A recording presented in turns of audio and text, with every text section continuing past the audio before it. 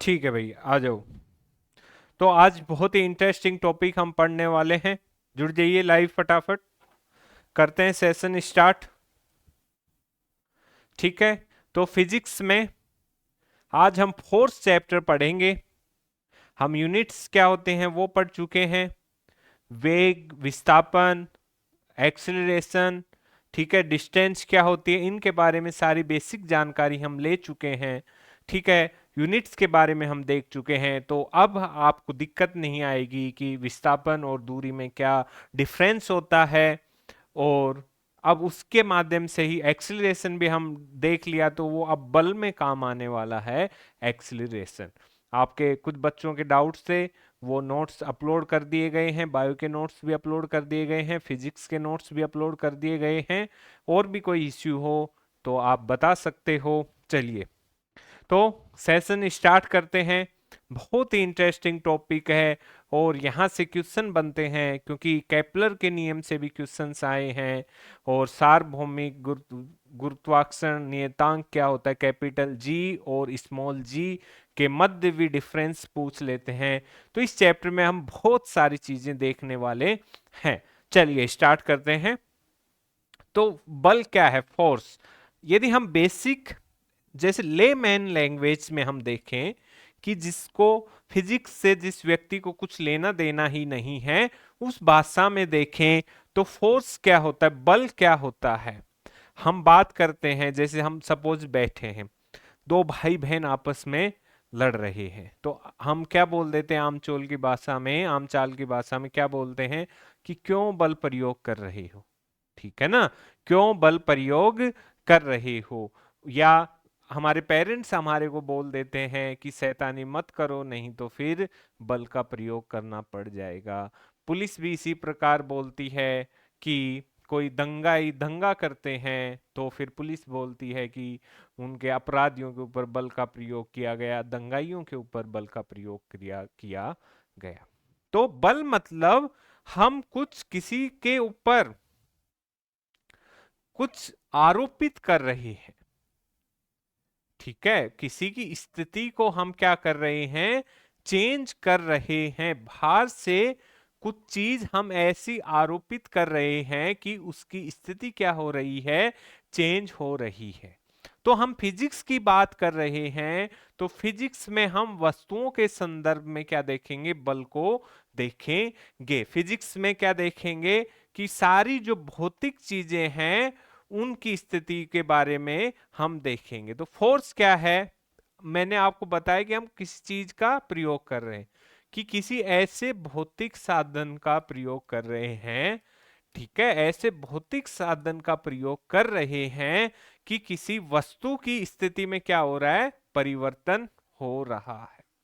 वस्तु की स्थिति में परिवर्तन हो रहा है, किसके द्वारा, एक बल है जो कि एक भौतिक साधन है, उसके द्वारा हम किसी वस्तु की स्थिति को परिवर्तित कर रहे हैं। अब वो वस्तु की स्थिति, वो वस्तु स्थिर भी हो सकती है, वो वस्तु गतिशील भी हो सकती है। ठीक है। और क्या बोलते हैं, को उसकी डायरेक्शन भी हम चेंज कर सकते हैं। ठीक है, सपोज ये मार्कर है, ये यहां पे मैंने स्थिर, ये यहां पे स्थिर रखा है। ठीक है। अब यदि इसके ऊपर मैं ऐसे बल लगाऊंगा तो ये मार्कर क्या करेगा, ऐसे चेंज होगा। ये मार्कर क्या होगा, इस प्रकार से चेंज हो जाएगा। ये मार्कर क्या होगा भाई, इस प्रकार से इसकी स्थिति चेंज हो जाएगी। सपोज ये यहां पे मैंने रखा, ये जब तक यहां पे रखा रहेगा तब तक मेरे हाथ का फोर्स मैं नहीं लगाऊंगा तो ये गतिशील हो जाएगा, नहीं तो स्थिर रहेगा। इसी प्रकार ये ऐसे चल रहा है, तो मुझे फोर्स लगा के ही ये चीज क्या करनी पड़ेगी, रोकनी पड़ेगी। तो बल ऐसी चीज है, ऐसी फिजिकल एंटिटी, फिजिकल भौतिक साधन है जिसके द्वारा हम कोई वस्तु स्थिर है तो उसको गतिशील कर सकते हैं, कोई वस्तु गतिशील है उसको हम स्थिर कर सकते हैं। सपोज कोई वस्तु इस दिशा में जा रही है, कोई वस्तु पूर्व दिशा में जा रही है, तो यदि हम यहां से इसको बल लगाएंगे तो इसकी डायरेक्शन हम साउथ भी कर सकते हैं। तो इससे हम क्या किया कि एक भौतिक साधन है, यानी एक भौतिक साधन है जिसके द्वारा स्थिर वस्तु को क्या कर सकते हैं, स्थिर को तो हम कर सकते हैं गतिशील, और गतिशील को क्या कर सकते हैं, गतिशील को हम कर सकते हैं स्थिर, और दिशा में भी परिवर्तन कर सकते हैं, और दिशा में भी चेंज, दिशा में भी चेंज कर सकते हैं भाई। राइट, समझ आया यहां तक? तो हम डायरेक्शन में भी चेंज कर सकते हैं।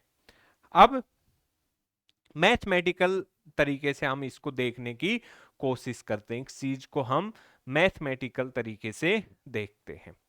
तो मैथमेटिकल में क्या, बल को तो ऐसे कि ऐसे लिख दो कि जैसे कोई फोर्स है, ठीक है। अब क्या किया कि क्या होता है, कोई वस्तु है, जैसे उसका मास हो गया, द्रव्यमान हो गया m, ठीक है, द्रव्यमान हो गया m, और हमने एक्सीलरेशन देखा था लास्ट क्लास में, एक्सीलरेशन को किससे डिनोट करते हैं, a से, ठीक है। तो मैथमेटिकल क्या होगा कि हम किसी वस्तु का, इस वस्तु का मास है, ठीक है, और इसमें कुछ एक्सीलरेशन है, त्वरण है, कि वेग में कितना परिवर्तन हो रहा है, उसके गुणनफल को हम क्या बोल देते हैं, उसके गुणनफल को हम फोर्स बोल देते हैं, ठीक है भाई। अब सपोज हम अधिक फोर्स लगाया, ये एम मास हो गया, सपोज ये इसका एक्सीलरेशन 5 से हमने बढ़ाया, ठीक है, मान लो 5 से हमने मीटर पर सेकंड स्क्वायर से ये इसका एक्सीलरेशन इंक्रीज किया, जैसे ही फोर्स लगाया एक्सीलरेशन इसका क्या हो गया, 10 हो गया, ठीक है, ये तो हो गया बढ़ाने की। अब यदि हमारे को ब्रेक लगाने हैं तो एक्सीलरेशन क्या हो जाएगा, कम हो जाएगा, इसीलिए जो मास और एक्सीलरेशन के क्या मल्टीप्लाई, जो गुणनफल है वो क्या होता है, फोर्स होता है। तो ये मैथमेटिकल आपको ध्यान रख लेना है, फोर्स पूछे तो किसी वस्तु के मास और उस वस्तु के एक्सीलरेशन के गुणनफल के बराबर होता है, उसके गुणनफल के बराबर होता है। मैंने आपको यूनिट निकालना बता दिया था, एसआई यूनिट। तो सबसे पहले हम एसआई यूनिट देखते हैं। एम का क्या होता है भाई, एम का क्या होता है, एसआई में केजी, एम को ऐसे के ऐसे लिख दो, एम को क्या करोगे, ऐसे की ऐसे लिख दोगे। उसके बाद एक्सीलरेशन मैंने आपको क्या बताया, मीटर पर सेकंड स्क्वायर, तो ये क्या हो गया भाई, किलोमीटर पर सेकंड स्क्वायर, किसकी यूनिट हो गई, बल की यूनिट हो गई। तो आपको याद करने की जरूरत नहीं है, मैंने आपको बल की यूनिट कैसे आई ये मैंने आपको बता दिया है, फोर्स की यूनिट कैसे आई ये अपन ने डिस्कस कर लिया, ठीक है। तो F equal to m multiply a, unit क्या है, KG metre per second square, ठीक है। तो इसको क्या बोल दिए, तो क्या हो गया, इसका मात्रक हो गया। अब इसका न्यूटन बोल देते हैं हम, पूरा ओवरऑल इसको क्या बोल देते हैं, फोर्स इक्वल टू, जैसे 2 न्यूटन फोर्स लग रहा है तो 2 न्यूटन, सीजीएस पद्धति में डाइन बोल देते हैं, और पीडीएल, ठीक है, पाउंडल, जो एफपीएस पद्धति है उसमें हम इसको क्या बोल देते हैं, पाउंडल बोल देते हैं। और 1 न्यूटन कितने डाइन के इक्वल होता है, 10⁵ के इक्वल होता है, 10⁵ डाइन के इक्वल होता है, ठीक है। तो बेसिक सी हमने चीज देखी है, बल की परिभाषा देखी है, उसका मैथमेटिकल जो फॉर्मूला है वो देखा है, यूनिट देखी है, एसआई यूनिट देखी है, और एफपीएस और सीजीएस ये यूनिट्स हमने देखी है। आई होप यहां तक आपको क्लियर हुआ होगा, ठीक है। अब क्या होता है कि हमारे यहाँ पे जो हमारा आसपास है, अलग अलग प्रकार के फंडामेंटल फोर्स पाए जाते हैं, ठीक है, अलग अलग टाइप के जो फंडामेंटल फोर्स हैं वो उपस्थित हैं, अलग अलग टाइप के फंडामेंटल फोर्स क्या होते हैं, उपस्थित होते हैं। और ये क्वेश्चन यहां से बहुत बनता है फिजिक्स में, यहां से फंडामेंटल फोर्स वाले से बहुत अधिक बनता है, ठीक है। तो कौन कौन से फंडामेंटल फोर्स हैं, आपको ये ध्यान रखना है, जो ग्रेविटेशनल फोर्स है, गुरुत्वाकर्षण बल, ये है। फिर कमजोर नाभिकीय बल होता है, वो है जो विद्युत चुंबकीय बल, इलेक्ट्रोमैग्नेटिक फोर्स होता है वो, और प्रबल नाभिकीय बल। ठीक है, strong atomic force, weak atomic force, electromagnetic force and gravitational force, these are fundamental forces. ठीक है, तो ये क्या है, फंडामेंटल फोर्स है। अब यहां से क्वेश्चन क्या बनेगा कि या तो वो अरेंज करवा लेगा, या तो वो अरेंज करा लेगा कि सबसे कमजोर फंडामेंटल फोर्स से और सबसे अधिक फंडामेंटल फोर्स की तरफ अरेंज करो, या कौन से ऑप्शन में कर्म सही है, कौन से ऑप्शन में अरेंजमेंट करेक्ट है। ठीक है, तो अधिक, कम से अधिक या अधिक से कम, कुछ भी वो लिखवा सकता है, और 4 मल्टीपल ऑप्शन देगा जिसमें से एक करेक्ट होगा और तीनों का अरेंजमेंट क्या होगा, गलत होगा। तो हमारे को वो एक ढूंढना पड़ेगा। तो क्या है भाई, ग्रेविटेशनल फोर्स। ठीक है, कैसा फोर्स है, फंडामेंटल फोर्स है। कैसा फोर्स है, फंडामेंटल फोर्स है। क्या है ये, सबसे कमजोर आकर्षण बल है। ठीक है, सबसे कमजोर है ये। कैसा है, सबसे कमजोर है। ठीक है, रेंज कितनी है भाई इसकी, 10⁻39। बहुत लंबी रेंज रहती है इसकी, बहुत लंबी रेंज रहती है, लेकिन सबसे कमजोर बल है, सबसे कमजोर फंडामेंटल फोर्स है। ठीक है, उसके बाद आता है जो कमजोर नाभिकीय बल है, ये सेकंड नंबर पर कमजोर आकर्षक या प्रतिकर्षक, या दो चीजों को पास में बहुत कितनी तेजी से ला रहा है, या चीजों को कितना तेजी से दूर कर रहा है, कितने फोर्स से चीजों को दूर कर रहा है। तो दूसरे नंबर पे आता है कमजोर नाभिकीय बल। इसकी रेंज क्या होती है, छोटी होती है। ठीक है, इसकी रेंज क्या होती है, छोटी होती है। शक्ति इसकी 10⁻39 है, रेंज उसकी अनंत है ग्रेविटेशनल की। इसकी कितनी है, 10⁻13 है, 10⁻13 है। ये आप देख सकते हो कि कम से अधिक की तरफ हम बढ़ रहे हैं। फिर आता है विद्युत चुंबकीय बल, ये इनसे क्या होता है, प्रबल होता है। इसकी शक्ति कितनी है, 10⁻²। इसकी भी रेंज क्या है, अनंत रेंज है। तो ग्रेविटेशनल फोर्स और इलेक्ट्रोमैग्नेटिक फोर्स दोनों की रेंज क्या है, अनंत रेंज है, इन्फिनिटी रेंज है। दोनों की रेंज क्या है, इन्फिनिटी रेंज है। और जो सबसे प्रबल बल है वो कौन सा है, प्रबल नाभिकीय बल है। इसकी एक है रेंज, इसकी भी क्या है, छोटी है। ठीक है, इन दोनों की लगभग रेंज, इसकी 10⁻16 और इसकी 10⁻15 है। तो सबसे कमजोर ग्रेविटेशनल, फिर कमजोर नाभिकीय बल आता है, उसके बाद विद्युत चुंबकीय बल आता है, और सबसे जो मजबूत है वो प्रबल नाभिकीय बल है। ठीक है, तो एग्जाम में इनका ऑर्डर पूछता है आपसे, तो ऑर्डर या तो अधिक से कौन सा प्रबल है, या ऑप्शन भी दे सकता है इनमें से सबसे कमजोर बल कौन सा है, ग्रेविटेशनल फोर्स है। ठीक है, सबसे कमजोर आकर्षक मौलिक जो फंडामेंटल फोर्स है वो ये है, ग्रेविटेशनल फोर्स है, ग्रेविटेशनल फोर्स है। तो हमने बात कर ली, फंडामेंटल फोर्स की बात कर ली, 4 फंडामेंटल फोर्स हमने देख लिए। ग्रेविटेशनल फोर्स, ठीक है, वीक जो नाभिकीय बल है वो देख लिया हमने, उसके बाद इलेक्ट्रोमैग्नेटिक देख लिया, और उसके बाद हमने क्या देखा, प्रबल नाभिकीय बल देखा। अब आता है, आपने देखा होगा हभिकेंद्रीय बल और अपकेंद्रीय बल। हभिकेंद्रीय बल और अपकेंद्रीय बल। हभिकेंद्रीय बल मतलब जो केंद्र की तरफ किसी चीज को खींच रहा है। ठीक है, केंद्र की तरफ किसी चीज को खींच रहा है वो अभिकेंद्रीय की बल, और जो बाहर की तरफ फोर्स ले जा रहा हो उसको हम क्या बोल देते हैं, अपकेंद्रीय बल बोल देते हैं।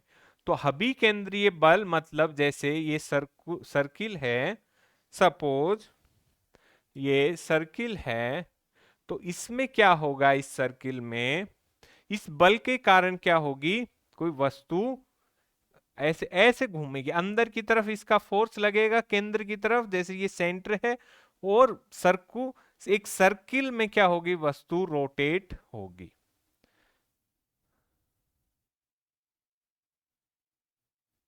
करवा देंगे आरती, वो करवा देंगे, वो नोट्स अपलोड करवाए हैं कल, ठीक है, वो भी करवा देंगे, डोंट वरी। सो हबी केंद्रीय बल में क्या होगा, केंद्र की तरफ क्या होगा, फोर्स आएगा, ठीक है, केंद्र की तरफ बल लग रहा है, और चीजें क्या करेंगी, सर्कुलर ऐसे इसका रोटेट करेंगी। तो ऐसा फोर्स जो किसी वस्तु को वृत्ताकार पथ में क्या करता है, घुमाता है, उसको हम क्या बोल देते हैं, हबी केंद्रीय बल बोल देते हैं। ठीक है, सपोज हमने, अब ये पेन है, इस पेन पे मैं कोई धागा बांध लूं, ऐसे इस प्रकार से घुमाऊं, तो वो हबी केंद्रीय बल के कारण गोल गोल घूमती रहेगी। आपने देखा होगा वो मौत के कुएं में जो बाइक घुमाते रहते हैं वो लोग, वो भी हबी केंद्रीय बल के कारण ही वो पूरा फिर वृत्ताकार पथ का निर्माण हो जाता है, और वो रोटेट घूमते रहते हैं। ठीक है, अब आपने देखा होगा कहीं भी रोड चढ़ते हैं, जैसे ऐसी चढ़ाई चढ़नी है, तो इस प्रकार से वो रोड ऐसे इस प्रकार से चढ़ाते हैं, जैसे पहाड़ों का रास्ता होता है, तो इस प्रकार से चढ़ाई से ऐसे बनाते हैं कि अभी केंद्रीय बल के कारण वो वृत्तीय आकार ले ले, वो बस सीधी नहीं जाए, इस प्रकार से कोई गाड़ी और बस उस चढ़ाई पे चढ़ भी जाए और घूम भी जाए। आप विभिन्न प्रकार के पुलियों पे देखोगे कि यदि ऐसे घूमना है पुलिया, तो वो पुलिया इस प्रकार से उसको थोड़ा सा स्लोप में बनाया जाता है। अब केंद्रीय बल, इसका अपोजिट, केंद्र से बाहर की तरफ बल लगता है, जो वृत्ताकार पथ है बाहर की तरफ, इसमें अब केंद्रीय बल लगता है। ठीक है, आपको पता है ये दूध जो वॉशिंग मशीन में कपड़े साफ करती है, वो इस प्रकार से घूमती है, ठीक है, वो ऐसे बाहर की तरफ आते हुए आपको दिखेंगे। ठीक है, टरबाइन है, तो टरबाइन भी अब केंद्रीय बल पे काम करता है। ठीक है, कोई घूम रही है कोई वस्तु, जैसे अपन क्या करते हैं, जो घूमने वाला, आपने यदि झूला देखा हो, इस प्रकार से कोई झूला घूमता है, उस पे बैठा हो, तो आप इस प्रकार से झुकोगे, इस प्रकार से पीछे की तरफ झुकोगे, ना कि अंदर की तरफ, क्योंकि आप उसमें बैठे हो, तो आपको बाहर की तरफ क्या लग रहा है, फोर्स लग रहा है, और आप ऐसे यदि हाथ छोड़ दो तो आप गिर जाओगे, किसके कारण, अब केंद्रीय बल के कारण ही ये चीज होती है, अब केंद्रीय बल के कारण ही ये चीज होती है। तो हमने बल देखा, फिर हमने फंडामेंटल फोर्स देखे, हमने फिर अभिकेंद्रीय बल देखा, और अपकेंद्रीय बल देख लिया। हमने क्या देख लिया, उसके बाद अपकेंद्रीय बल देख लिया, क्योंकि हम बल की बात कर रहे हैं, तो सारे जो फोर्सेज हैं उनके बारे में देखेंगे। अब आते हैं एक सहसंजक बल, आसंजक बल और घर्षण बल, कोहेसिव फोर्स, एडहेसिव फोर्स और फ्रिक्शनल फोर्स। ठीक है, तो कोहेसिव फोर्स क्या होता है, सिंपल सा है कि कोई एक ही पदार्थ है, उसके अंदर जो अणु होते हैं, जो मॉलिक्यूल्स होते हैं, उनके मध्य जो बल लगता है, उनको क्या बोलते हैं, कोहेसिव फोर्स बोलते हैं, कोहेसिव फोर्स बोलते हैं। जैसे वाटर है, तो वाटर के खुद के मॉलिक्यूल्स हैं, ठीक है, वाटर के खुद के मॉलिक्यूल्स है, उनके बीच जो फोर्स लग रहा है वो क्या है, ससंजक बल है, कोहेसिव फोर्स है। आसंजक बल, एडहेसिव फोर्स किन के मध्य लगता है, अलग अलग पदार्थ के अणुओं के बीच लगता है, ये आपको याद रखना है। एडहेसिव फोर्स होता है वो अलग अलग अणुओं के, अलग अलग पदार्थों के अणुओं के बीच लगता है।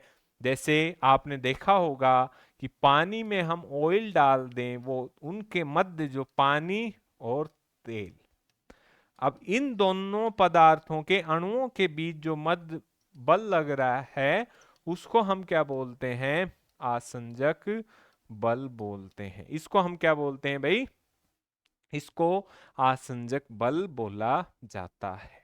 सासंजक बल एक ही पदार्थ के अणुओं के मध्य। आसंजक एडेसिव फोर्स दो पदार्थों के अणुओं के बीच। उदाहरण मैंने आपको बता दिया, ओनली पानी के कणों के बीच लग रहा है तो कोहेसिव फोर्स, पानी और तेल के अणुओं के बीच लग रहा है तो एडहेसिव फोर्स होता है। अब आता है फ्रिक्शनल फोर्स। फ्रिक्शनल फोर्स का है, जैसे ये दो चीजें हैं, ये मार्कर है और ये माइक का ये है। अब इनके बीच जो बल लग रहा है उसको हम क्या बोलते हैं? घर्षण बल बोलते हैं। इन दोनों के मध्य क्या लग रहा है? घर्षण बल लग रहा है। फ्रिक्शनल फोर्स इन दोनों के मध्य लग रहा है कि जब दो वस्तुएं एक दूसरे के संपर्क में आती हैं और एक दूसरे की गतियों का क्या करती हैं? विरोध करती हैं। सपोज मैं आगे चल रहा हूं पैर से और हमारे जो स्लीपर हैं, शूज हैं, उनके और जो सरफेस है तो वो एक दूसरे का क्या कर रही हैं? विरोध। मेरे आगे बढ़ने का क्या कर रही हैं? विरोध कर रही हैं, अपोज कर रहा है। तो ये ही क्या होता है? फ्रिक्शनल फोर्स होता है। यदि फ्रिक्शनल फोर्स नहीं हो, सपोज अभी ये मैं यहाँ पे खड़ा हूं और यहाँ पे फ्रिक्शनल फोर्स नाम की कोई चीज नहीं होती तो क्या होता? तो मैं यहाँ पे खड़ा नहीं हो पाता, मैं यहाँ पे खड़ा नहीं हो पाता, स्लिप होके गिर जाता। तो ऐसा नहीं है कि फ्रिक्शनल फोर्स हमेशा ही बुरा होता है, उसके अच्छे भी हैं और फायदे भी हैं और नुकसान भी, दोनों चीजें ही हैं। वो आगे हम देखेंगे कि इसके क्या फायदे होते हैं, क्या नुकसान होते हैं। ठीक बात। तो अब जैसे रोड पे गाड़ी चल रही है, सपोज फ्रिक्शनल फोर्स नाम की कोई चीज ही नहीं होती तो रोड के ऊपर गाड़ी कैसे चलती? जब फ्रिक्शनल फोर्स है, टायर और जो सड़क है उसके मध्य फ्रिक्शनल फोर्स लग रहा है, तभी तो गाड़ी आगे बढ़ रही है अच्छे से। भाई ब्रेक लगाते हैं रुकती है, जब एक्सीलरेट देंगे तभी तो एनर्जी खर्च हो रही है और फिर वो फ्रिक्शनल फोर्स के माध्यम से ही अच्छे से चल रही है। टायर घिस जाते हैं तो आपने देखा होगा कि ब्रेक अच्छे से नहीं लगते, गाड़ी की स्लिप होने का खतरा रहता है। तो टायर, हमारे जो टायर में जो डिजाइन होती है उनका वो फ्रिक्शन इस प्रकार से डिजाइन किया जाता है कि ना अधिक फ्रिक्शन हो, ना अधिक टायर स्लिपरी हो। ठीक है। तो फ्रिक्शनल फोर्स क्या होता है कि दो वस्तुओं के मध्य लगता है और एक दूसरे की गति का क्या करते हैं? विरोध करते हैं। एक दूसरे की गति का क्या करेंगे भाई? विरोध करते हैं। अब ये जैसे इस इधर कोई गाड़ी जा रही है तो विपरीत दिशा में क्या लगेगा? फ्रिक्शनल फोर्स लगता है। जैसे ये सड़क है तो गाड़ी यहां पे जा रही है, फोर्स इसके टायरों पे पीछे की तरफ लगेगा, यानी 180 डिग्री पे ये फ्रिक्शन फोर्स लगता है। आपसे एग्जाम में पूछ लें, कई बार पूछ लेते हैं एग्जाम में कि फ्रिक्शनल वस्तु की गति, ठीक है, और घर्षण बल के मध्य, फ्रिक्शनल फोर्स के मध्य कितने डिग्री का एंगल होता है? तो एकदम से इजी सी चीज लगती है लेकिन हमारे को ध्यान नहीं आती क्योंकि हम नजरअंदाज कर देते हैं चीजों को। तो कितने डिग्री का बनता है एंगल? 180 डिग्री का एंगल बनता है। 180 डिग्री का एंगल बनता है। ठीक है भाई, बताओ मैसेज में समझ आया? लिख दो कमेंट बॉक्स में समझ आया तो। कितने डिग्री का एंगल बनता है? 180 डिग्री का एंगल बनता है। इनके मध्य कितना एंगल बनता है?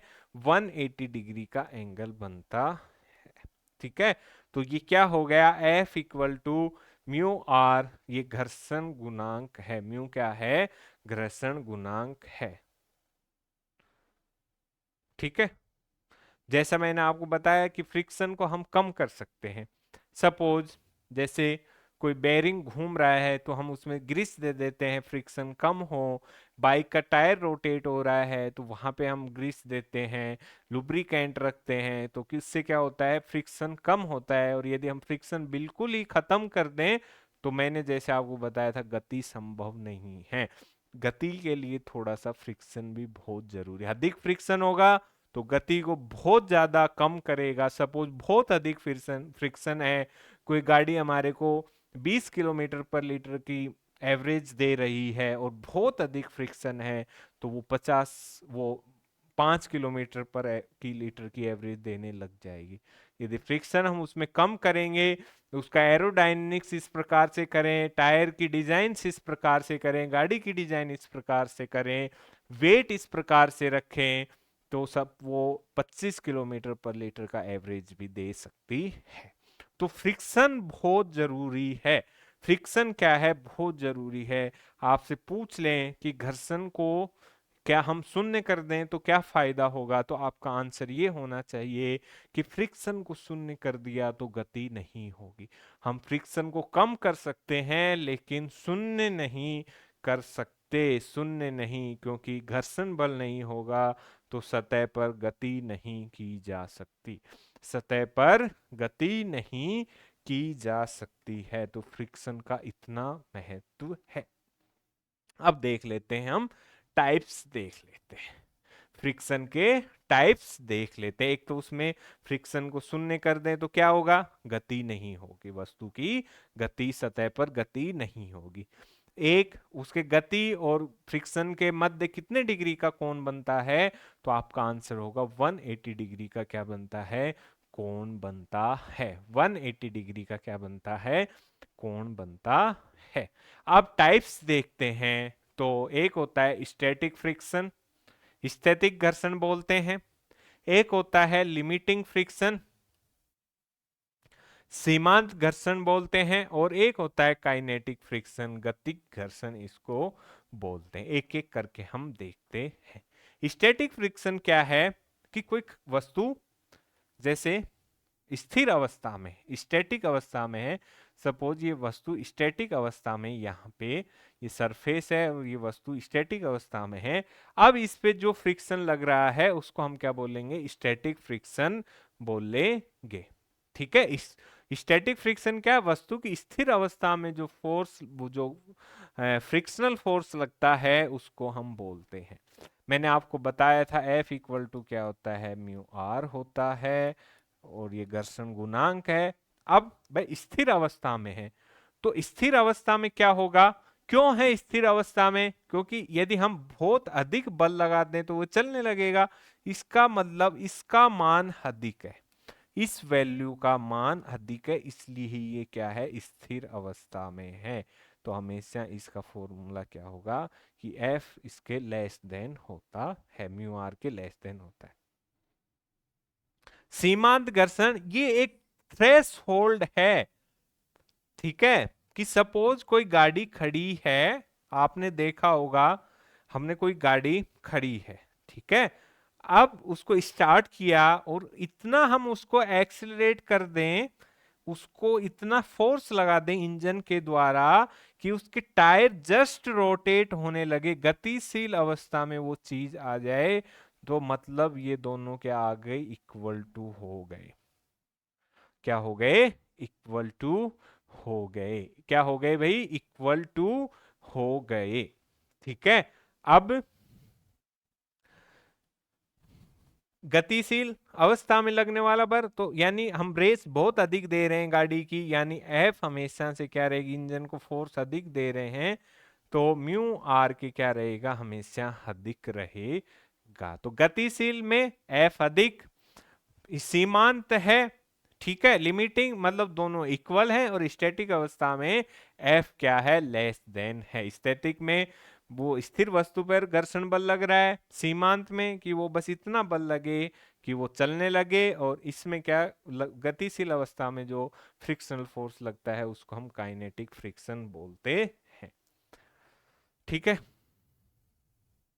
अब जैसे स्लाइडिंग है, कोई सीधी चल रही है कोई चीज, तो उसको हम क्या बोल देते हैं, स्लाइडिंग फ्रिक्शन बोल देते हैं। और जो रोलिंग फ्रिक्शन है, जब कोई वस्तु इस प्रकार से गति कर रही है तो उसको हम क्या बोल देते हैं, रोलिंग फ्रिक्शन बोल देते हैं। स्लाइडिंग फ्रिक्शन किसके लिए होता है, जो सीधी कोई चीज गति कर रही है उसके लिए, और कोई सर्कुलर रूप से गति कर रही है उसमें जब कोई फ्रिक्शन लगता है उसको हम क्या बोल देते हैं, उसको हम रोलिंग फ्रिक्शन बोल देते हैं। उसको हम क्या बोलते हैं, रोलिंग फ्रिक्शन बोलते हैं। जैसे मैंने आपको पहले भी फायदे बताए थे, ये हमारे को चलने में सहायता मिलती है, गाड़ी के ब्रेक लगाते हैं तो रुकती है, सड़क पे पहिए घूमते हैं इसकी वजह से ही घूमते हैं, मैं यहाँ पे बोर्ड पे पेन चला रहा हूँ, इसकी वजह से ही चला रहा हूँ, फ्रिक्शन की वजह से। ठीक है, कील लगाना रस्सी के, ये अलग अलग प्रकार के क्या हैं, फ्रिक्शन के कारण ही होता है। अब फ्रिक्शन अधिक है तो भाई एनर्जी लॉस होगी, जितना फ्रिक्शन कम, इसलिए हम चीजों में ग्रीस देते रहते हैं। कोई भी साइकिल है, साइकिल की चेन में ग्रीस देना, जहां पे कोई भी चीज रोटेट हो रही है, जहां पे फ्रिक्शन हो रहा है, तो उनके लिए। ठीक है, मशीन क्या हो जाती है, दक्ष कम हो जाएंगी, फ्रिक्शन अधिक होगा, अधिक तेल जलेगा। ठीक है, घिसावट हो जाएगी, फ्रिक्शन के कारण दोनों क्या होते रहेंगे, रोटेट होते रहेंगे और घिस जाएंगे। इसलिए हम क्या करते हैं, ऑयल चेंज कराते रहते हैं गाड़ी में। ठीक है, अच्छा ऑयल रहे, या ऑयल खत्म हो जाए फिर भी हम गाड़ी चला रहे हैं तो क्या होंगे, उसके कल पुर्जे घिस जाएंगे, मशीन के गर्म होंगे और कल पुर्जे घिस भी जाएंगे, घिस भी जाएंगे। तो ये क्या है, इसके फायदे और नुकसान हैं, फायदे और नुकसान हैं। ठीक है, अब हमने इलेक्ट्रोमैग्नेटिक फोर्स मौलिक बल में देखा था, हमने जो फंडामेंटल फोर्स है उसमें हमने देख लिया था। तो अब देखते हैं, टॉर्क के बारे में देखेंगे और इलेक्ट्रिक फोर्स के बारे में देखेंगे। क्या है भाई इलेक्ट्रिक फोर्स, इलेक्ट्रिक मतलब बिजली, बिजली आएंगे तो वहां पे क्या होगा, आवेश भी आएगा। ठीक है, आवेश भी आएगा। तो इलेक्ट्रिक फोर्स में क्या होता है कि जो दो आवेशों के मध्य जो बल लगता है उसको हम क्या बोलते हैं, इलेक्ट्रिक फोर्स बोलते हैं। ठीक है, दो आवेशों के मध्य जो बल लग रहा है उसको हम क्या बोल दे रहे हैं, उसको हम इलेक्ट्रिक फोर्स बोल दे रहे हैं। अब ये भी दो टाइप का होता है, इलेक्ट्रोमैग्नेटिक हमने देखा था, तो इलेक्ट्रोस्टैटिक फोर्स और इलेक्ट्रोमैग्नेटिक फोर्स।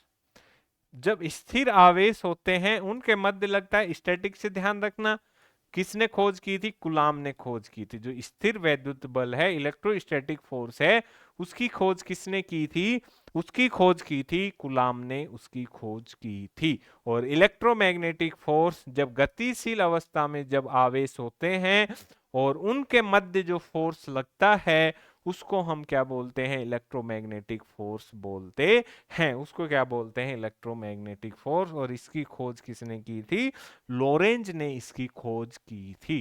किसने की थी, लोरेंज ने इसकी खोज की थी। कुलाम इलेक्ट्रोस्टैटिक और लोरेंज इलेक्ट्रोमैग्नेटिक फोर्स की खोज की थी लोरेंज ने। ठीक है, टॉर्क क्या है आपको पता ही है, टॉर्क आप सब लोगों को पता ही है कि कितना, यार कितना टॉर्क है इसमें, है ना। कि जब कोई वस्तु है, ठीक है, इस प्रकार से कोई घूम रहा है, ठीक है, कोई चीज घूम, जैसे इंजन है, इंजन स्टार्ट हुआ, इस प्रकार से रोटेट होने लगा। ठीक है, अब क्या होगा, वो एक अक्ष पे क्या हो रहा है, रोटेट हो रहा है। तो इस रोटेट पे जो इफेक्ट हो रहा है उसको हम क्या बोल देते हैं, टॉर्क बोल देते हैं, टॉर्क बोल देते हैं। तो अब जैसे टॉर्क क्या होगा भाई, कोई छोटा है, कोई चीज इतनी सी है, तो इस पे क्या होगा, कम, और इस पे यदि इसकी दूरी बढ़ रही है, इस अक्ष से इसकी दूरी बढ़ रही है, तो टॉर्क क्या होता है, उसके प्रोपोर्शनल टू होता है। तो फोर्स लगा और फोर्स की उस अक्ष से दूरी कितनी है, वो क्या होता है, टॉर्क होता है। क्योंकि भाई वो जितनी करी तो वो उसको और घुमाएगा, और तेज उसको क्या करेगा, रोटेट करेगा। आपने बाइक का टायर देख लो, ठीक है, और आप स्कूटर का टायर देख लो, बाइक का देख लो, स्कूटर का देख लो, बाइक का बड़ा है तो और उसके अक्ष पे क्या हो रहा है, और अधिक घूर्णन हो रहा है। तो इसलिए तो क्या होता है, हेडपंप का जैसे अच्छा है, सपोज ये हेडपंप है, ये हेडपंप है और इसमें ये है छोटा पाइप हो, तो बहुत अधिक हमारे को जोर लगाना पड़ेगा उसको, और इसकी दूरी क्या कर दी हमने, बड़ी कर दी, तो अच्छे से उसको क्या कर देते हैं हम, रोटेट कर देते हैं, अच्छे से उसको चला सकते हैं। अब जैसे ही सेम दरवाजे का सीन है, सपोज यहाँ दरवाजा है, दीवार यहाँ है, यहाँ पे ये लगे हुए हैं, इसको कब्जे बोलते हैं, ये लगे हुए हैं। फिर यहाँ पे क्या करेंगे, हम हैंडल लगा देंगे। अब यहाँ पे हैंडल लगाएं तो हम इसको खोलने में क्या आएगा, हमारे को जोर आएगा, क्योंकि वो टॉर्क का प्रभाव दूरी के साथ क्या पड़ता है, अधिक पड़ता है। ठीक है, उसी प्रकार आपने देखा हो बचपन में हम बहुत बड़ी पेंसिल होती है उसको अच्छे से हम क्या कर लेते हैं, शार्पनर से हम उसको वो कर लेते हैं, आगे से नुकीली कर लेते हैं। लेकिन बहुत छोटी पेंसिल हम क्या कर देते हैं, ऐसे पकड़ के मुंह में देख के और उसको शार्पनर से ऐसे रोटेट कर रहे होंगे, बचपन में आपने देखा होगा। तो वो सब क्या था, टॉर्क का ही प्रभाव था। ठीक है, वो सब क्या था, टॉर्क का ही प्रभाव था। जैसे कुछ पशुओं के लिए चारा काटते हैं तो आपने देखा वो चारा काटने की मशीन, उसका ये बड़ा होगा तो ये हत्था दूर लगा रहेगा तो और जल्दी क्या करेगा, वो रोटेट करेगा और हमारे को जोर कम आएगा। यदि छोटा है, हत्था यहीं लगा हुआ है, तो उसको घुमाने में क्या होगा, जोर आएगा। तो ये क्या होता है, टॉर्क का इफेक्ट पड़ता है। इससे क्या पड़ता है, टॉर्क का इफेक्ट पड़ता है। इससे क्या पड़ता है भाई, टॉर्क का इफेक्ट पड़ता है। अब आता है ग्रेविटेशनल फोर्स। हमारे लिए ये ही इंपॉर्टेंट है और इसको ही हम देखते हैं, ग्रेविटेशनल फोर्स को देखते हैं, ग्रेविटेशनल फोर्स को ही देखते हैं। ठीक है, तो क्या है भाई ग्रेविटेशनल फोर्स की, इसकी खोज क्या की, सबसे पहले न्यूटन ने अपनी पुस्तक प्रिंसिपिया ने बताया कि जो ब्रह्मांड में वस्तुएं हैं वो एक दूसरे को अपनी ओर क्या करती हैं, आकर्षित करती हैं। ठीक है, अपनी ओर क्या करती हैं, आकर्षित करती हैं।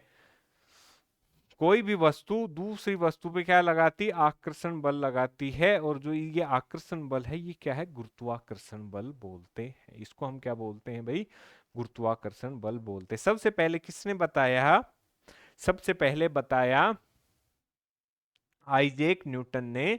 उनकी बुक थी प्रिंसिपिया, उसमें इस चीज को बताया ब्रह्मांड में प्रत्येक वस्तु क्या है, अपनी ओर आकर्षित कर रही है चीजों को, क्या कर रही है, चीजों को अपनी ओर आकर्षित कर रही है। तो वो क्या हो गया, वो हो गया ग्रेविटेशनल फोर्स हो गया। वो क्या हो गया भाई, ग्रेविटेशनल फोर्स हो गया। उसको हम क्या बोलते हैं, उसको हम बोलते हैं ग्रेविटेशनल फोर्स बोलते हैं। उसको हम क्या बोलते हैं, ग्रेविटेशनल फोर्स बोलते हैं।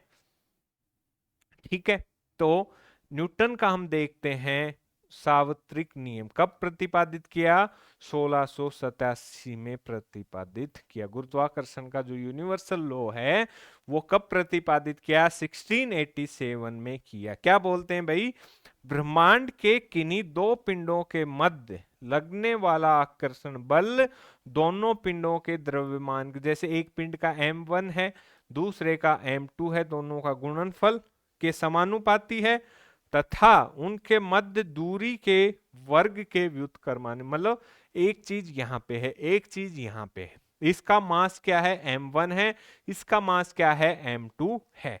दोनों की दूरी सपोज r है, दोनों की दूरी क्या है भाई, r है। उसके क्या होता है, व्युत्क्रमानुपाती, मतलब नीचे आएगा।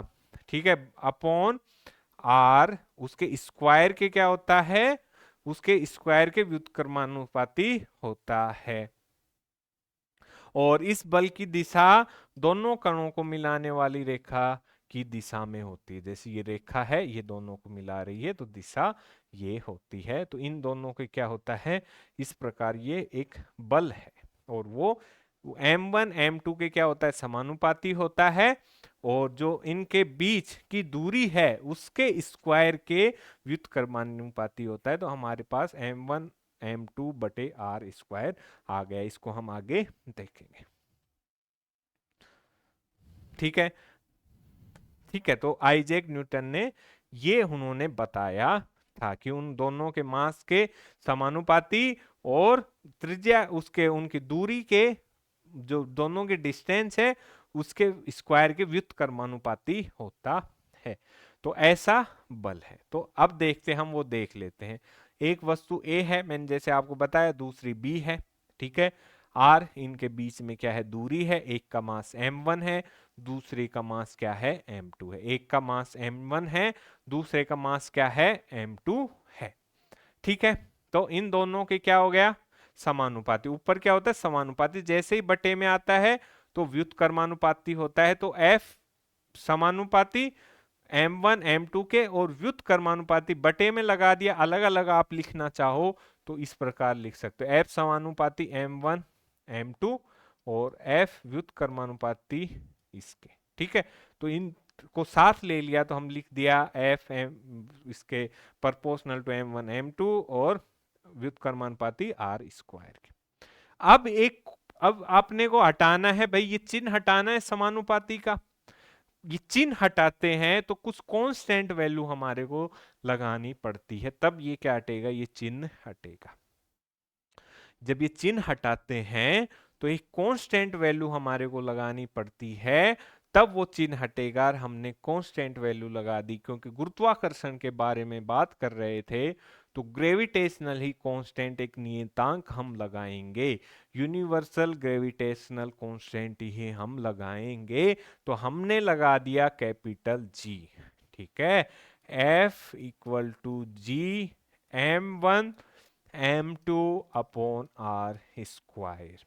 और इस g की कांस्टेंट लगाया है तो इस कांस्टेंट की कुछ वैल्यू भी होगी।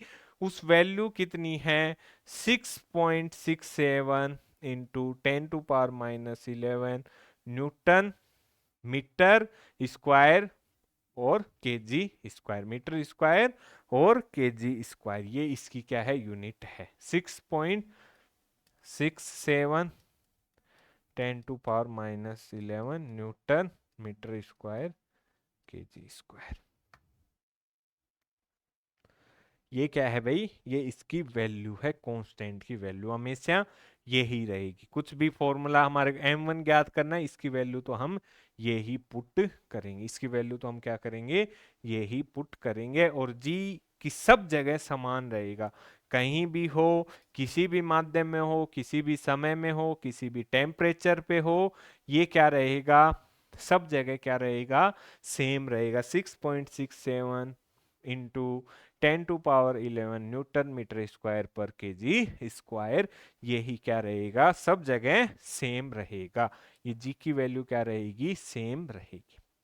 तो एक यूनिवर्सल ग्रेविटेशनल बताया, न्यूटन ने ये चीज बता दी कि मध्य क्या लगता रहता है, बल लगता रहता है उनके मास के मल्टीप्लाई और इनवर्सली प्रोपोर्शनल टू उसकी दूरी के स्क्वायर के होता है।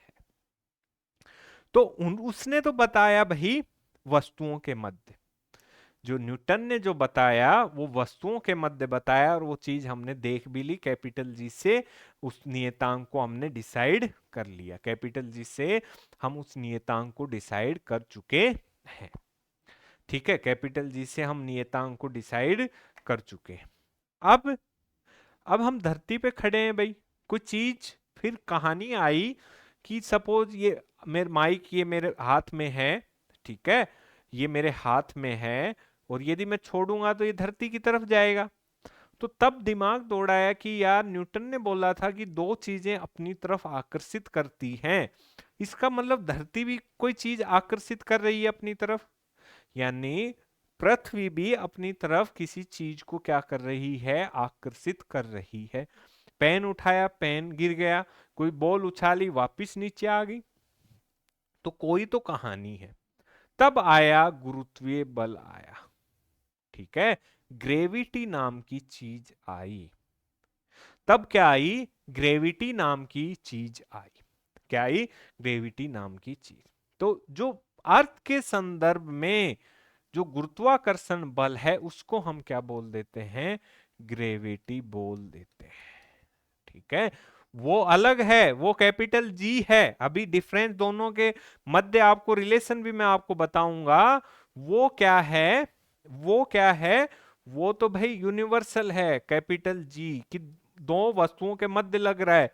वहां पे अर्थ इंक्लूड नहीं थी, वहां पे बस थी कि किन्हीं वस्तुओं के मध्य लग रहा है, आकर्षित करती है।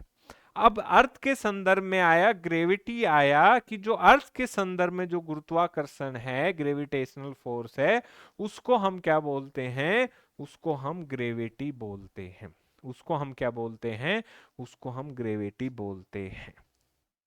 जैसा मैंने आपको बताया कि पृथ्वी वस्तुओं को अपनी ओर क्या करती है, आकर्षित करती है, और उसको ही हम क्या बोलते हैं, गुरुत्वीय बल कहते हैं। उसको ही हम क्या बोलते हैं, गुरुत्वीय बल कहते हैं। ठीक है, जो कणों के मध्य गुरुत्वाकर्षण बल कमजोर होता है, बड़े बड़े पिंडों के मध्य क्या होता है, शक्तिशाली बन जाता है, शक्तिशाली बन जाता है भाई। तो जी है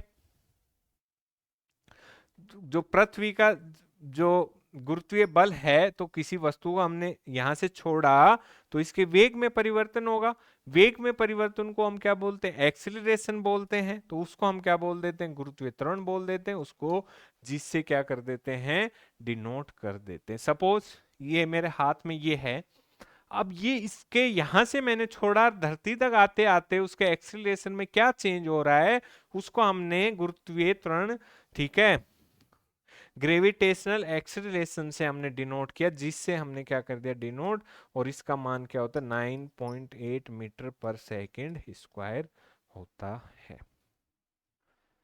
स्मॉल जी का क्या मान होता है, 9.8 मीटर पर सेकंड स्क्वायर,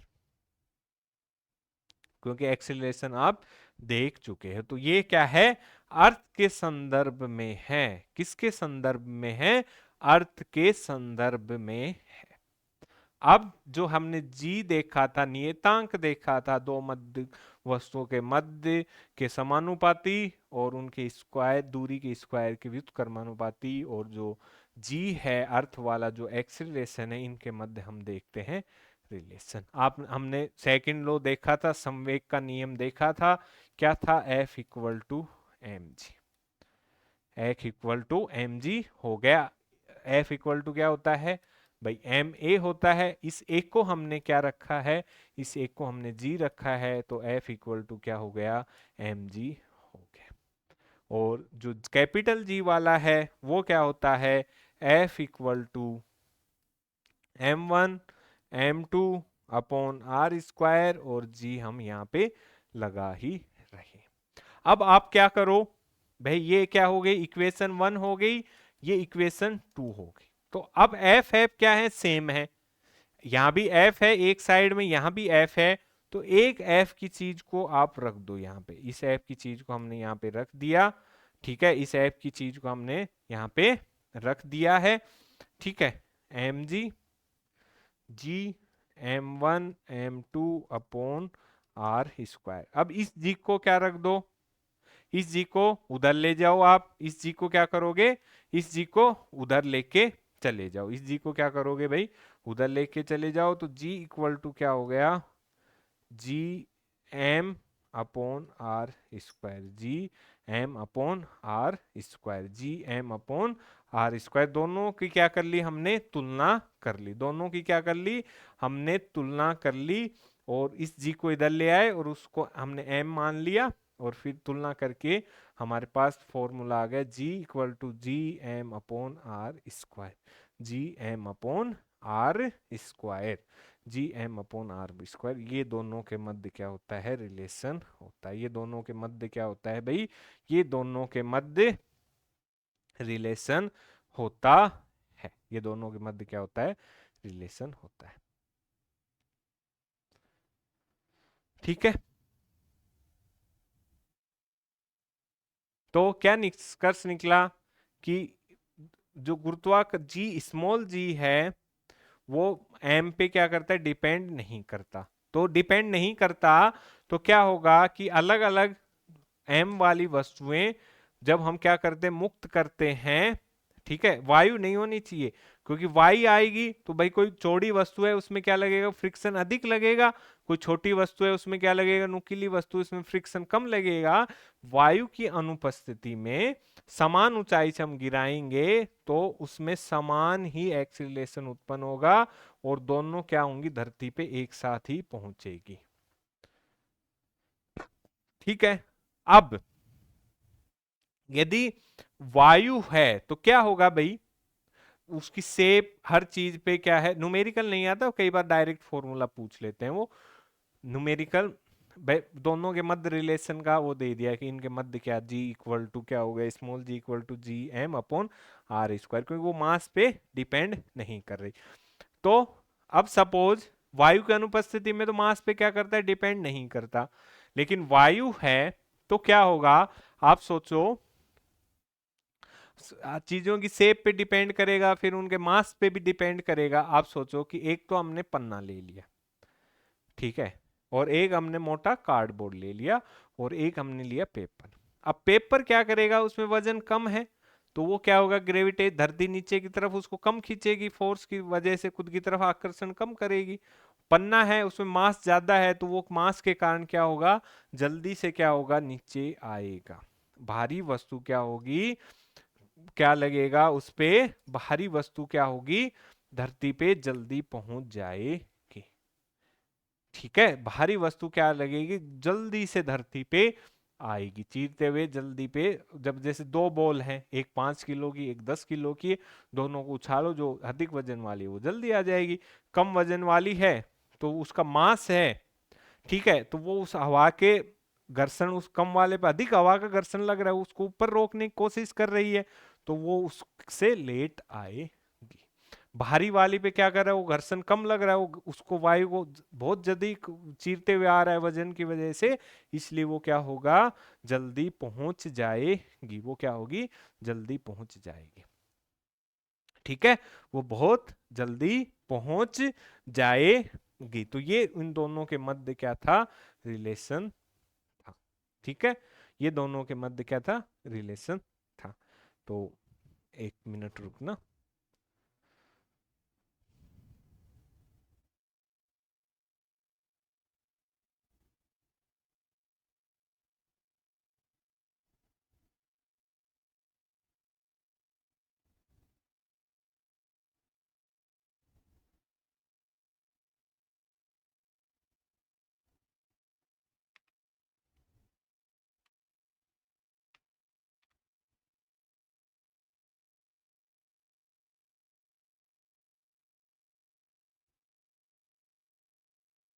ठीक है,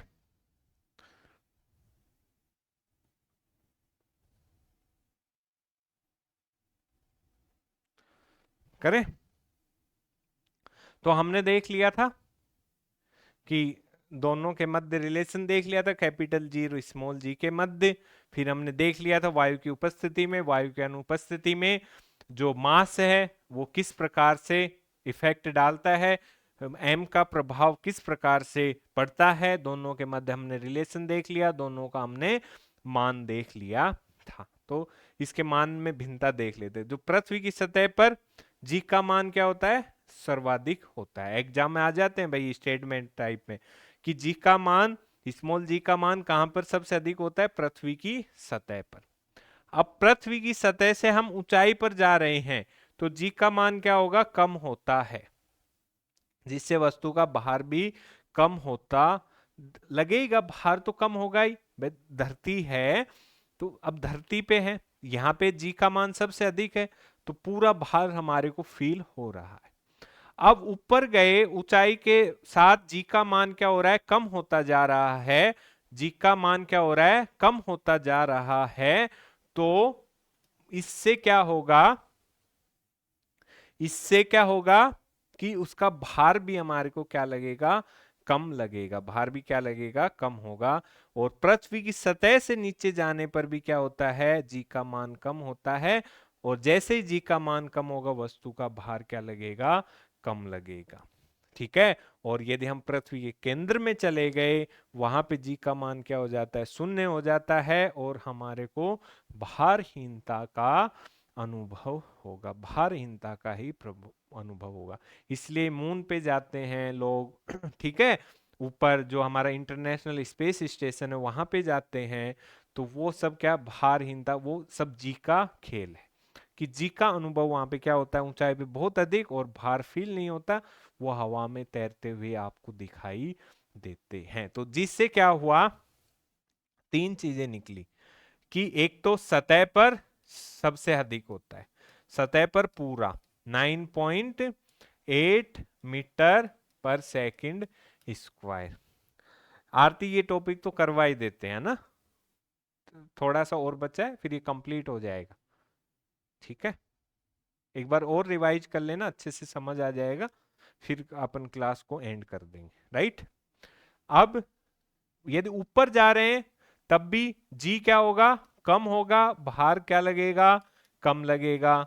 नीचे जा रहे हैं, सतह से नीचे जा रहे हैं तो जी क्या होगा, कम होगा, भार भी कम लगेगा। और यदि केंद्र में चले गए तो जीरो, भारहीनता हमारे को क्या होगी, फील होगी। भारहीनता हमारे को क्या होगी, फील होगी। ठीक है, तो पृथ्वी ज्योग्राफी में हम पढ़ते हैं, पृथ्वी गोल न होकर कैसी है, चपटी है। तो जो भूमध्य रेखा है वहां पर क्या होती है, इसकी जो रेडियस होती है इस 21 किलोमीटर अधिक होती है। ठीक है, तो जो त्रिज्या है वो ज्यादा है। ठीक है, और त्रिज्या ज्यादा है तो वहां पे गुरुत्वाकर्षण का मान भी क्या होता है, कम होता है, जिससे भूमध्य रेखा पर भार कम महसूस होता है। कैसे, अब जैसे सपोज ऐसे है अर्थ, ठीक है, चपटी है अर्थ, ठीक है, अब उसका आर है तो यहाँ पे क्या है आर, यहाँ पे जैसे ये है तो जो यहाँ पे तो क्या है ऐसे पास में है, तो यहाँ पे आर 21 किलोमीटर अधिक है। 21 किलोमीटर का मैंने क्या बताया, सतह से ऊंचाई, तो 21 किलोमीटर और थोड़ी ऊंची हो गई तो भूमध्य रेखा पे क्या रहेगा, जी का मान क्या होगा, कम होगा, जिससे थोड़ी सी भारहीनता वहां पे भूमध्य रेखा पे क्या लगेगी, लगेगी। यदि अपन भूमध्य रेखा पे जाएं तो वहां पे हम भार कम महसूस करेंगे। बहुत इंपॉर्टेंट क्वेश्चन है ये, किसी भी इंटरव्यू, ठीक है, इन चीजों में पूछ लेते हैं, एग्जाम में पूछ लेते हैं कि भूमध्य रेखा पे आपको जी का मान अधिक मिलेगा या ध्रुवों पे जो पोलर रीजन है वहां पे जी का मान अधिक मिलेगा। तो जी का मान कहाँ पे, पोलर रीजन में अधिक मिलेगा, भूमध्य रेखा पे कम मिलेगा, क्योंकि यहाँ पे रेडियस क्या है 21 किलोमीटर अधिक है, तो ऊंचाई हो गई, इसलिए यहाँ पे क्या होगा, कम होगा, इसलिए यहाँ पे क्या होता है, कम होता है। अब पृथ्वी रोटेट कर रही है, उसके कारण जी में क्या चेंजेज आ रहे हैं। पृथ्वी रोटेट कर रही है, उसके कारण क्या हो रहा है, क्या क्या चेंजेज आ रहे हैं, कहां पे क्या क्या चेंज आ रहे हैं। अब ध्रुव है, पोलर रीजन लास्ट में है, तो इसके जो घूर्णन चाल है ध्रुवों पर कोई भी प्रभाव नहीं पड़ता इसके घूर्णन का, क्योंकि पोलर रीजन है, यहाँ पे पोलर रीजन है, यहाँ पे नॉर्थ पोल साउथ पोल, तो इन पे कोई भी इसके रोटेशन का प्रभाव नहीं पड़ रहा है। लेकिन जो इक्वेटोरियल लाइन है, जो विषुवत रेखा है, उसके घूर्णन चाल है वो इसके जी के क्या होती है, व्युत्क्रमानुपाती होती है। घूर्णन चाल अधिक होगी तो जी क्या होगा, कम होगा, यदि घूर्णन चाल कम हो तो जी क्या होगा, अधिक होगा। तो तीन स्थितियां क्या होती, पैदा होती हैं। तीन स्थितियां कहां पे, इक्वेटोरियल विषुवत रेखा पर तीन स्थितियां क्या होंगी, पैदा होंगी। इक्वेटोरियल पे तीन स्थितियां, ध्रुवों पर पोलर रीजन में कोई प्रभाव नहीं पड़ेगा, पोलर रीजन में इस चीज का कोई भी प्रभाव नहीं पड़ेगा, पोलर रीजन में इस चीज का कोई भी प्रभाव नहीं पड़ेगा, ये चीज आपको ध्यान रखनी है। लेकिन विषुवत रेखा पर तीन स्थितियां पैदा होती हैं। जैसा मैंने आपको बताया कि घूर्णन चाल यदि कम हो तो जो गुरुत्वीय त्वरण है वो क्या होगा, अधिक होगा, और भार क्या होगा, अधिक महसूस होगा, क्योंकि सब कुछ जी पे डिपेंड है भाई। ठीक है, सब कुछ जी पे डिपेंड है। अब यदि घूर्णन अधिक हो गया तो भार हमारे को कम महसूस होगा। और अब जैसे पृथ्वी वर्तमान घूर्णन चाल से यदि 17 गुना तेज घूर्णन करना शुरू कर दे तो जो गुरुत्वीय त्वरण है जी है उसका शून्य, हम भार शून्य फील करने लग जाएंगे यहाँ पे। ठीक है, जी जीरो होगा तो डब्ल्यू भी क्या हो जाएगा, जीरो हो जाएगा। जैसे अभी जो पृथ्वी घूर्णन कर रही है, हमारे इस समय जो पृथ्वी रोटेट हो रही है, यदि 17 गुना तेजी से रोटेट होने लग जाए तो क्या होगा विषुवत रेखा पे, कि जी क्या हो जाएगा, जीरो हो जाएगा, क्योंकि वो घूर्णन के क्या है, व्युत्क्रमानुपाती है, इनवर्सली प्रोपोर्शनल है। तो यदि जी जीरो हो गया तो वेट क्या है, भार भी क्या हो जाएगा, जीरो हो जाएगा। तीन स्थितियां पैदा हो गई, घूर्णन कम तो भार ज्यादा, घूर्णन अधिक तो भार कम, यदि घूर्णन 17 गुना तो भार क्या हो गया, जीरो हो गया, भार क्या हो जाएगा, जीरो हो जाएगा। अब बात भार, अब तक हम एम की बात कर रहे थे, द्रव्यमान मास की बात कर रहे हैं। अब देखते हैं कि भार आया है तो भार तो क्या होता है, वेट होता है, और जो मास क्या है, द्रव्यमान क्या है, मास है, द्रव्यमान क्या है, मास है। तो भार क्या है कि किसी वस्तु का भार वह बल है जिससे वस्तु पृथ्वी की ओर आकर्षित होती है। तो भार पर निर्धारण में सहायक है, तो ये एम जी के बराबर है। तो इस जी पे बहुत सारी चीजें डिपेंड कर रही है, लास्ट में भी हमने देखा है कि एम जी के बराबर। द्रव्यमान क्या है कि किसी वस्तु में निहित कितनी मात्रा है, वो क्या है, द्रव्यमान है। वो किसी चीज पे क्या कर रहा है, डिपेंड नहीं कर रहा है। ठीक है, तो ग्रेविटेशनल फोर्स इसका निर्धारण कर रहा है भार का, लेकिन ये क्या है, किसी भी चीज पे डिपेंड नहीं है। ठीक है, तो द्रव्यमान वस्तु के जड़त्व का माप है। जितना अधिक वस्तु अधिक द्रव्यमान उतना अधिक जड़त्व। तो यानी किसी वस्तु का द्रव्यमान सभी स्थानों पर क्या होगा, समान हो। चाहे धरती, अपन जैसे ये पेन है, इस पेन का मास अलग होगा। मास तो किस पे डिपेंड कर रहा है भाई, ग्रेविटेशनल फोर्स पर निर्धार कर रहा है। कि ज्यादा ऊपर लेके जाएंगे मास क्या हो जाएगा, कम हो जाएगा। सतह पर है तो मास एकदम 9.8 के अकॉर्डिंग होगा, नीचे ले गए तो मास फिर कम होगा। ठीक है, ये तो हो गई भार की बात। ठीक है, तभी तो भारहीनता का फील करें। सॉरी वेट का, सॉरी वेट का, यानी वेट किस पे डिपेंड करता है, ग्रेविटेशनल। वेट ऊपर कम, नीचे जाएंगे जमीन में भी वेट कम, सतह पर रहेंगे तो वेट सही। तो ये तो जिससे क्या हो रहा है, इफेक्ट हो रहा है वेट। मास क्या है कि सपोज इसका मास हमने निर्धारित कर दिया, तो ये मास चाहिए आप मून पे ले जाओ, ठीक है, मंगल पे ले जाओ धरती पे कहीं पे भी लेके जाओ, इसका द्रव्यमान हमेशा, मास क्या रहेगा, हमेशा सेम रहेगा। चेंज क्या होता है, वेट होता है। किसके कारण होता है, ग्रेविटेशनल फोर्स के कारण ही इसका वेट चेंज होता है। डिफरेंस देख लेते हैं। किसी वस्तु में निहित कुल द्रव्य की मात्रा द्रव्यमान, और भार क्या है, गुरुत्वीय बल से पृथ्वी की वस्तु अपनी तरफ जो खींचती है वो क्या है, भार है भाई।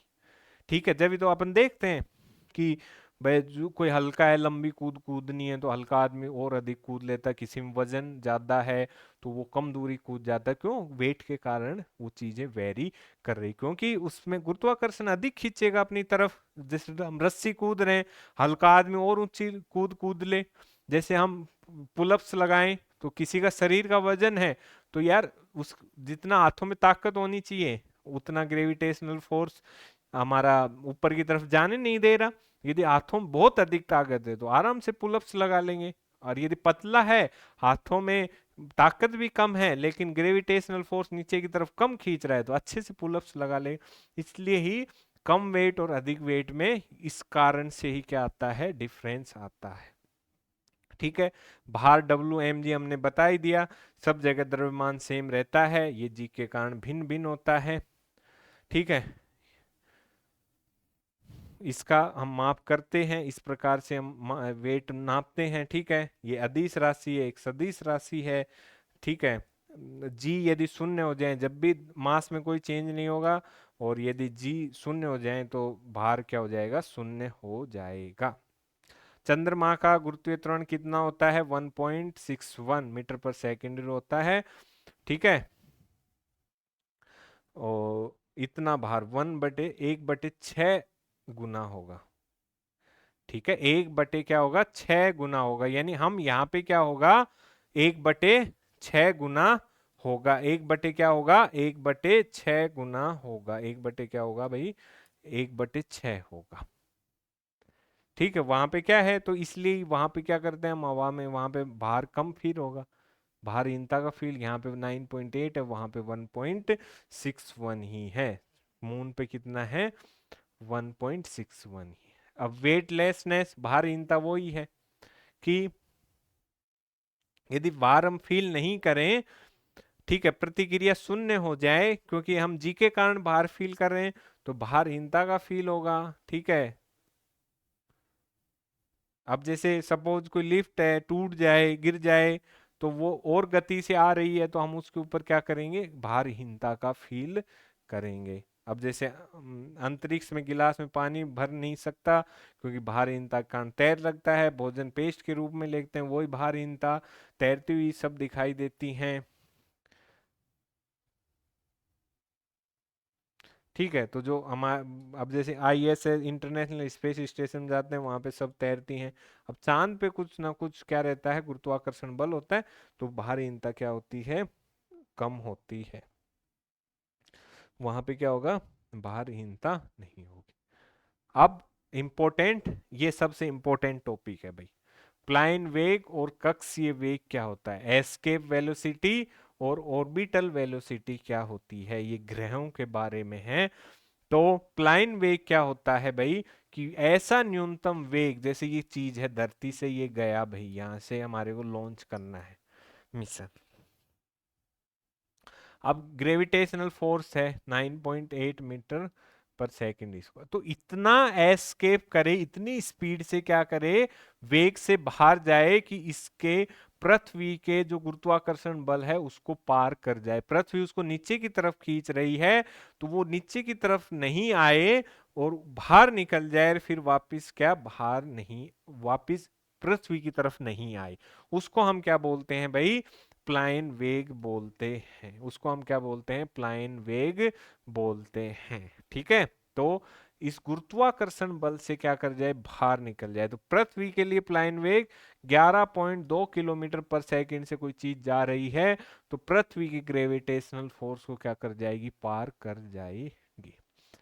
पृथ्वी के ग्रेविटेशनल फोर्स को क्या कर जाएगी, पार कर जाएगी। ठीक है, पृथ्वी के ग्रेविटेशनल फोर्स को क्या कर जाएगी, पार कर जाएगी।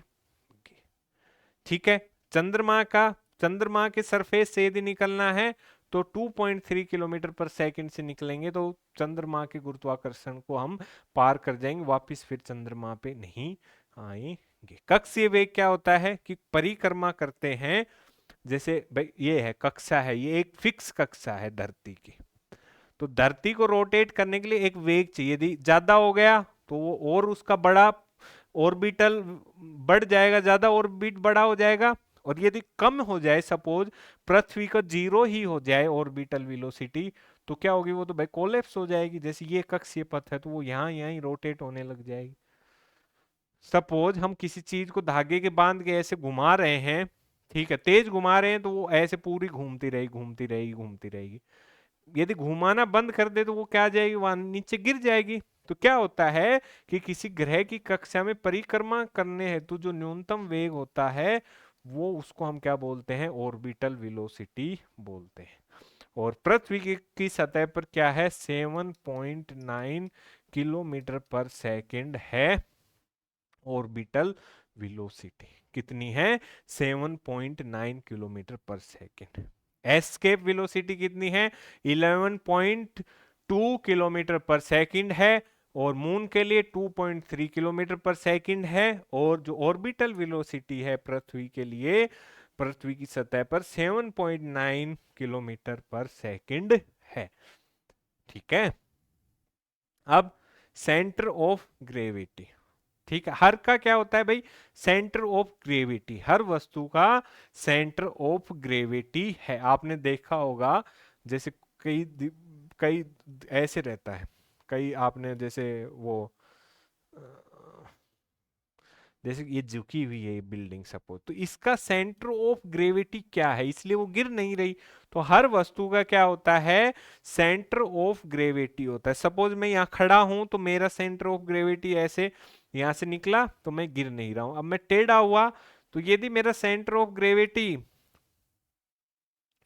यदि गड़बड़ आ गया तो मैं गिर जाऊंगा, और सही है सेंटर ऑफ ग्रेविटी, तो मैं टेढ़ा भी खड़ा रह सकता हूं। जैसे कोई गाड़ी मूव कर रही है, हम कोई बाइक से लोग स्टंट करते हैं, तो कितना उसको झुकाएं कि गिरे नहीं, सेंटर ऑफ ग्रेविटी उसका क्या हो जाए, बैलेंस हो जाए। तो क्या होता है, किसी वस्तु का गुरुत्व केंद्र वह बिंदु जहां पूरा उसका द्रव्यमान क्या होता है, केंद्रित होता है। कि इसका यहां भी हो सकता है, यहां भी हो सकता है, तो सही हमने यदि सेंटर ऑफ ग्रेविटी फाइंड कर लिया तो ये गिरेगी नहीं, यदि सही नहीं किया तो गिर जाए।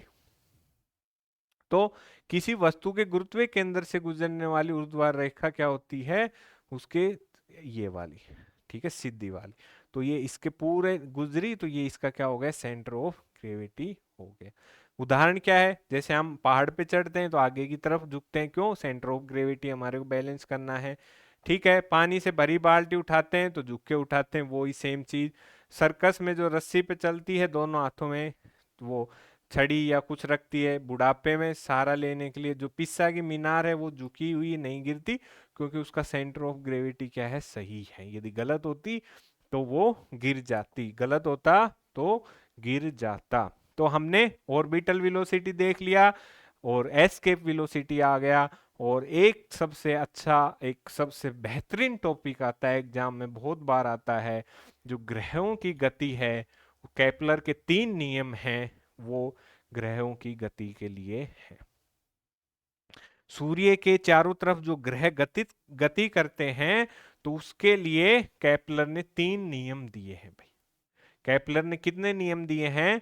3 नियम दिए हैं ग्रहों की गति के लिए, केपलर के रूल। ठीक है, तो केपलर ने सूर्य के चारों ओर परिक्रमा करने वाले ग्रहों के लिए नियम दिए हैं।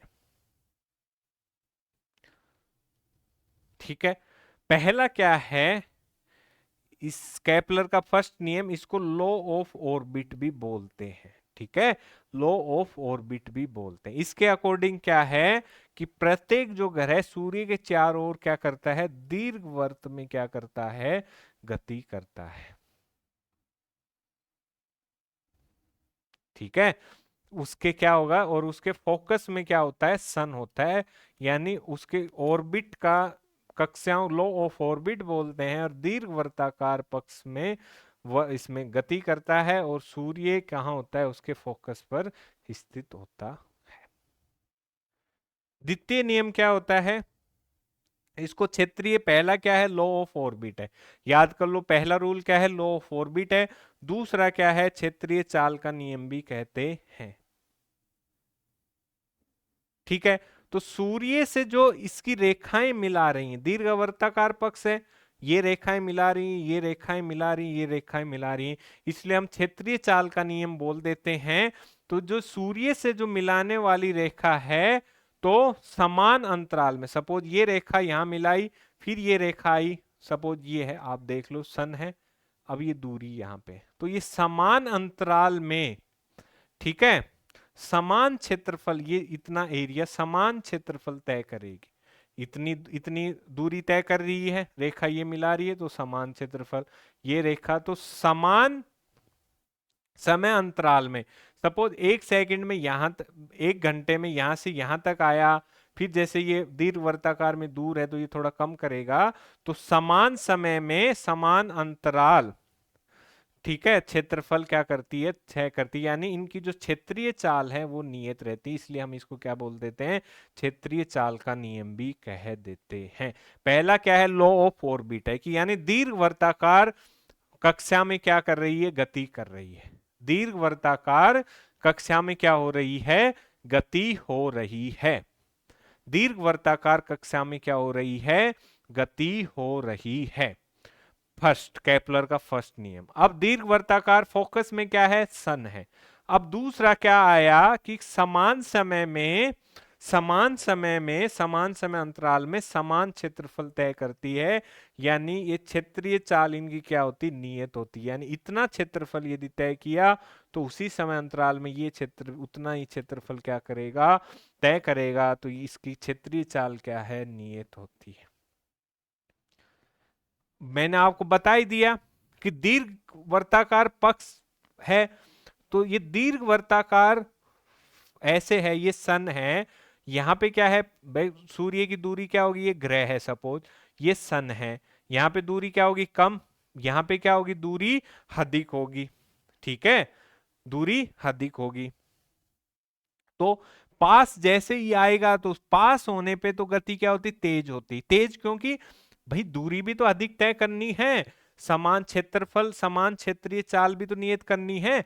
तो ये सपोज इतना तय किया, ठीक है, तो पास आया तो चाल क्या हो जाएगी, अधिक हो जाएगी, गति क्या हो जाएगी, अधिक हो जाएगी। और दूर होगा तो ओबेस सी बात है, आप दिमाग लगाओ, ये दूर है, तो दूर में भी यदि इतना भी एरिया कवर करेगा, तो इस चौड़े वाले से तो ये लंबा भी तो क्या होगा, बराबर ही होगा ना। आप सोच के देखो, क्योंकि ये वाला पार्ट भी तो कवर किया है इसने, लंबाई भी तो उतनी ही कवर की है, इसलिए ये क्या हो जाएगी, चाल धीमी हो जाएगी यहाँ पे। तो सूर्य पास होगा तो जो गति है तेज हो जाएगी, और यदि दूर है तो गति क्या होगी, धीमी होगी, क्योंकि क्षेत्रीय चाल क्या होती, नियत होती है। समान क्षेत्रफल क्या करते हैं, तय करते हैं। समान क्षेत्रफल क्या करते हैं, तय करते हैं। और केपलर का तीसरा नियम क्या कहता है, इस नियम के अनुसार जो घरों का ग्रह हैं उनका जो परिक्रमण काल का वर्ग है वो जो ग्रह है उसका जो अर्ध दीर्घ अक्ष है उसके क्यूब के समानुपाती होता है। ठीक है, तो इसमें क्या होगा, टी स्क्वायर जो उनका परिक्रमण काल है वो उसके अक्ष की जो क्यूब के क्या होता है, समानुपाती। के नियतांक लगा दिया तो टी स्क्वायर इक्वल टू के आर क्यूब हो जाता है।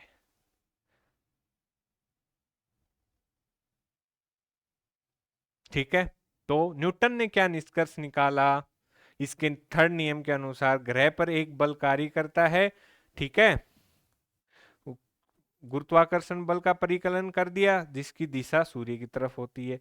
यह बल सूर्य की औसत दूरी के वर्ग के व्युत्क्रमानुपाती होता है। यह बल ग्रह के द्रव्यमान के क्या होता है, बराबर होता है। तो उसने सेम ही दो वस्तुओं के वाला जो लॉजिक है न्यूटन ने वो ही चीज बताई है। न्यूटन ने क्या बताई है, वो ही चीज बताई है। जर्मन वैज्ञानिक थे केपलर, कहाँ के थे, खगोल यांत्रिकी के संस्थापक के रूप में इनको जाना जाता है। खगोल यांत्रिकी के संस्थापक के रूप में इनको जाना जाता है। आर्टिफिशियल सैटेलाइट आप जानते ही हो, पृथ्वी के चारों ओर चक्कर लगाता है, कृत्रिम उपग्रह होता है।